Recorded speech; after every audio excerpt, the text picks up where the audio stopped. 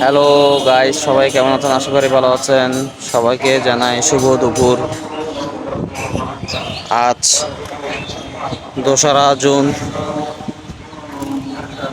আজকের ওয়েদারটা দেখেন কি অবস্থা। চারিদিকে ঘন কালো মেঘ। একটু ব্রাইট করে দেখাইলে হয়। ঘন কালো মেঘ, ঘূর্ণিঝড় তাণ্ডবের আশঙ্কা দেখা যাচ্ছে।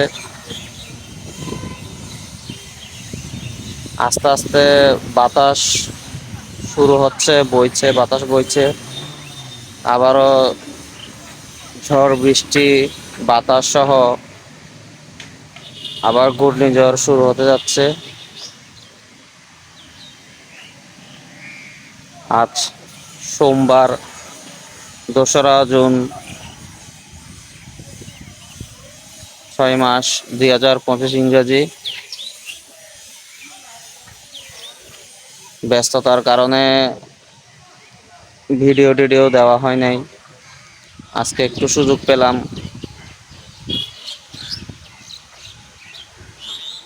দেখেন গাছের পাতাগুলো দেখেন আস্তে আস্তে নড়াচড়া শুরু করে দিয়েছে।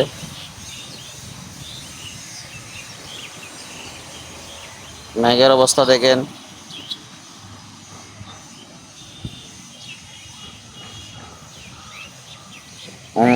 ঘন কালো অন্ধকার করে ফেলেছে।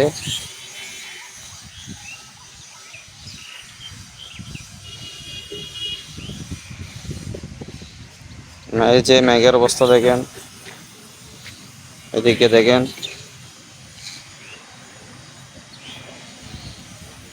গাছের অবস্থা দেখেন। আস্তে আস্তে বাতাস শুরু হচ্ছে। তো বন্যার আশঙ্কা দেখা যাচ্ছে। আবহাওয়া অফিসে কয়েকটি জেলায় বন্যা হওয়ার আশঙ্কা জানিয়েছে। চট্টগ্রাম, নোয়াখালী, ফেনী, আরো অনেক জায়গায়, ফেনী, হাতিয়া, গত বৃহস্পতিবার যে ঘূর্ণিঝড়টা হয়েছে, ঝড় বৃষ্টি সহ একসাথে, নোয়াখালী হাতিয়ার অবস্থা অনেক খারাপ। বন্যা কবলিত এলাকা। এই বন্যায় হাজার হাজার মানুষ পানিবন্দী। খাবারের ব্যবস্থা নেই কোনো, পানির ব্যবস্থা নেই কোনো। ভিডিও দেখলাম, কয়েকটা টিম এখানে গিয়ে শুকনো খাবার দিচ্ছে, মানুষদেরকে নিরাপদ স্থানে নিয়ে যাচ্ছে। তো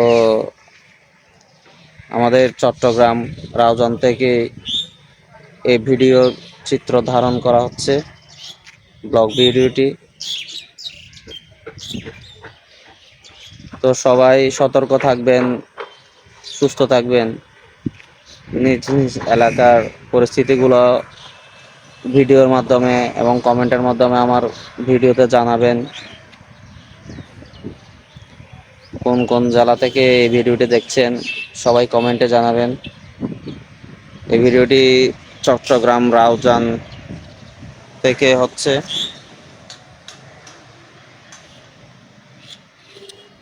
দেশের সার্বিক পরিস্থিতি খুবই খারাপ। তো সবাই ভালো থাকবেন, সুস্থ থাকবেন। তো কমেন্টে জানাবেন কে কোথায় থেকে দেখছেন এই ভিডিওটি, আর কার কার কোন কোন এলাকার পরিস্থিতি কীরকম, ঝড় বৃষ্টি বন্যার পরিস্থিতি কীরকম, কমেন্টে জানাবেন। সবাই ভালো থাকবেন, সুস্থ থাকবেন।